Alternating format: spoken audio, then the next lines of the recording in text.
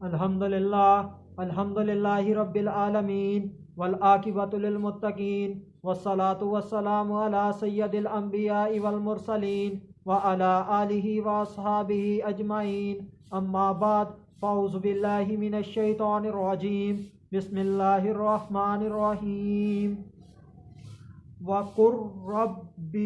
أَدْخِلْنِي مُدْخَلَ صِدْقٍ وَأَخْرِجْنِي مُخْرَجَ صِدْقٍ وَاجْعَل لِّي مِن لَّدُنكَ سُلْطَانًا نَّصِيرًا صدق اللہ العظیم ان اللہ وملائکتہ یصلون علی النبی یا ایہا الذین آمنوا صلوا علیہ وسلموا تسلیما اللہم صلی علی سیدنا و مولانا محمد وبارک وسلم وصلوا علیہ الصلاة والسلام علیک یا سیدی یا رسول اللہ الصلاة والسلام علیک یا سیدی یا حبیب اللہ الصلاة والسلام علیک یا سیدی یا محمد الرسول اللہ صلی اللہ علیہ وآلہ وسلم۔ اللہ تبارک و تعالیٰ کی حمد و ثنا اور اس کے پیارے حبیب حضرت محمد صلی اللہ علیہ وآلہ وسلم کی ذات اقدس پر درود و اسلام کا نذرانہ پیش کرنے کے بعد میں سچے دل سے دعا گو ہوں کہ اللہ تبارک و تعالیٰ میرے حاضرین ناظرین سامعین کے مال جان عزت آبرو میں برکتیں عطا فرمائے، اور دعا گو ہوں کہ اللہ تبارک و تعالیٰ مجھے حق سچ ٹھیک ٹھیک بیان کرنے کی توفیق عطا فرمائے۔ اگر اس میں کوئی غلطی کوتاہی ہو تو اللہ تبارک و تعالیٰ محض اپنے شان کریمی کے صدقے سے بندہ ناچیز کو معافی عطا فرمائے۔ دعائیہ کلمات کے بعد آج کا جو میرا عنوان ہے وہ ہے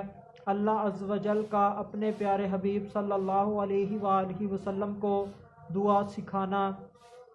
خطبہ کے اندر تلاوت کی گئی آیہ کریمہ سورہ بنی اسرائیل آیت نمبر 80 پارہ نمبر 15 اور ترجمہ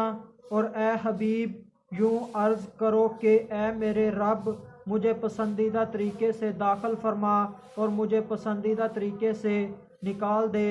اور میرے لیے اپنی طرف سے مددگار قوت بنا دے۔ اس آیہ کریمہ کے اندر اللہ عز و جل اپنے پیارے حبیب حضرت محمد صلی اللہ علیہ وآلہ وسلم کو ایک چیز سکھا رہے ہیں، وہ چیز دعا ہے۔ اللہ عز و جل اپنے پیارے حبیب صلی اللہ علیہ وآلہ وسلم کو دعا کے کلمات بھی سکھا رہے ہیں۔ دعا قبول کرنے والی ذات بھی اللہ تبارک و تعالیٰ کی ہے، اور دعا کرنے والی ذات حضرت محمد صلی اللہ علیہ وآلہ وسلم کی ہے، اور حضور پاک صلی اللہ علیہ وآلہ وسلم نے یہ دعا اللہ عز و جل سے کی ہے۔ یہ دعا کو ہر نماز کے بعد باجماعت نماز کے بعد امام صاحب کرتے ہیں، یعنی کہ یہ جو دعا ہے مسلمانوں میں رائج ہے، مسلمان اس دعا کو پڑھتے ہیں، اس دعا کو اللہ عز و جل سے کرتے ہیں، مانگتے ہیں۔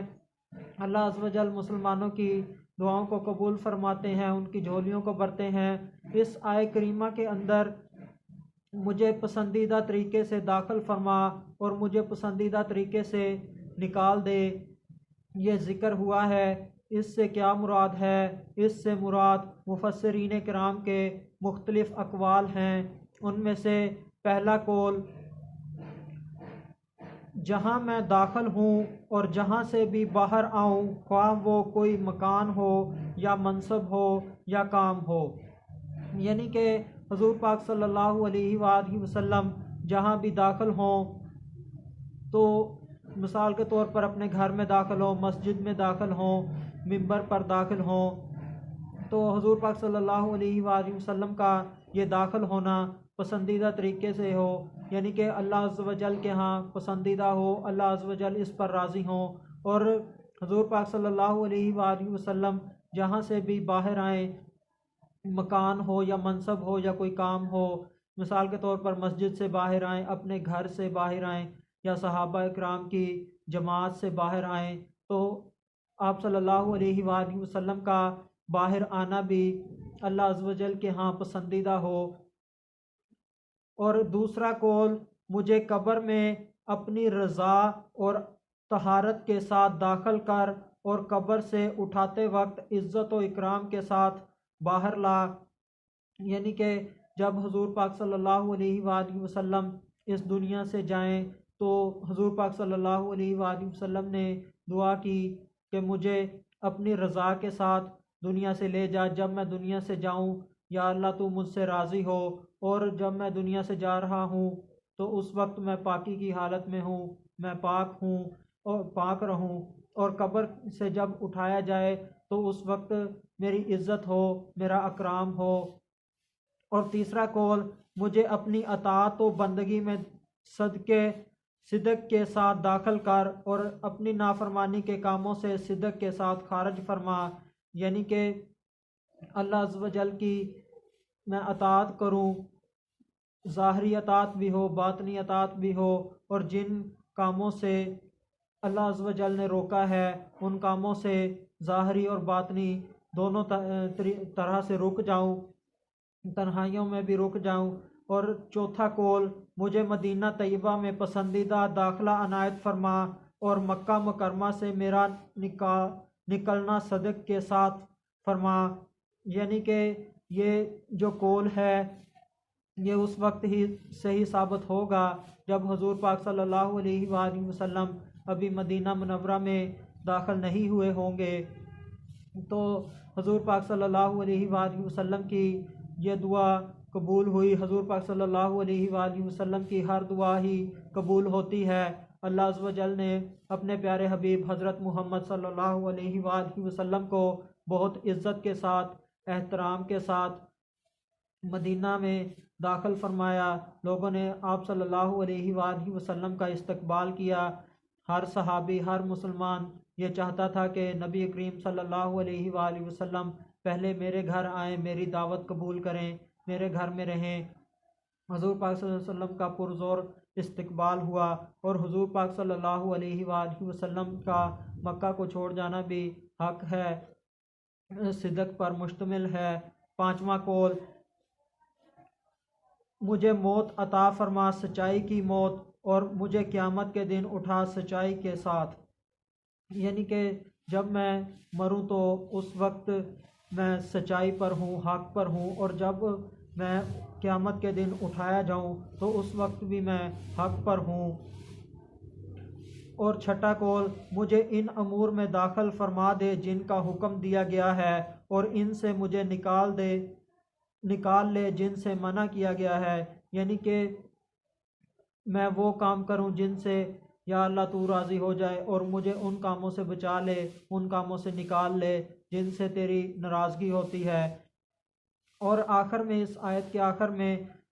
یہ ذکر ہے، اور میرے لیے اپنی طرف سے مددگار بنا دے۔ اس وقت اس میں جو متعلق قول ہیں وہ یہ ہیں،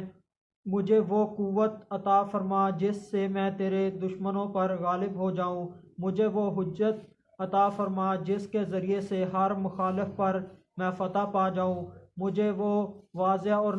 نمایاں کامیابی، غلبہ عطا فرما جس کے ذریعے سے میں تیرے دین کو تقویت دوں۔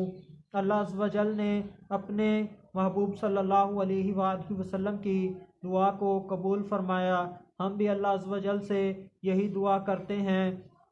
کہ ہم بھی جو مسلمان ہیں جس بھی جگہ جائیں، ہمارا جانا اللہ عز و جل کی رضا کے لیے ہو۔ جہاں بھی جائیں، چاہے وہ کوئی کام ہو، چاہے وہ کوئی منصب ہو، چاہے وہ کوئی مقام ہو، جس بھی جگہ جائیں اللہ کی رضا وہاں پر شامل ہو، اور جہاں سے بھی ہم واپس آئیں اس میں بھی اللہ عز و جل کی رضا ہو، اللہ عز و جل کی نافرمانی نہ ہو۔ کوئی کام کر رہے ہوں، کسی کی مدد کر رہے ہوں، کہ اپنی کام کاج پر جا رہے ہوں وغیرہ وغیرہ، تو ان کے اندر بھی اللہ عز و جل کی رضا شامل ہو۔ اور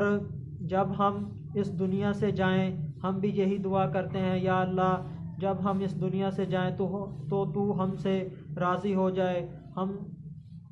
ہم کو اپنے انعامات سے نوازے، ہم پر غصے نہ ہو، ہمیں اپنے قہر سے بچا لے، رضا کی حالت میں موت آئے، ایمان کی حالت میں موت آئے، اور جب ہم مریں تو ہم غلیظ نہ ہوں بلکہ پاک ہوں، طہارت والی حالت میں ہوں، باوضو ہمیں موت آئے۔ یہ دعا ہم اللہ عز و جل سے مانگتے ہیں، اور ہم بھی یہی چاہتے ہیں کہ یا اللہ ہمیں جب بروز قیامت قبروں سے اٹھایا جائے تو ہمارے اوپر ذلت سوار نہ ہو، بلکہ ہم عزت والے اٹھائے جائیں، ہمارا اکرام ہو، ہم اس دن بھی ذلیل و خوار نہ ہوں۔ اور ہم بھی مسلمان یہ دعا کرتے ہیں، ہر نماز کے بعد یہ دعا مانگتے ہیں، یا اللہ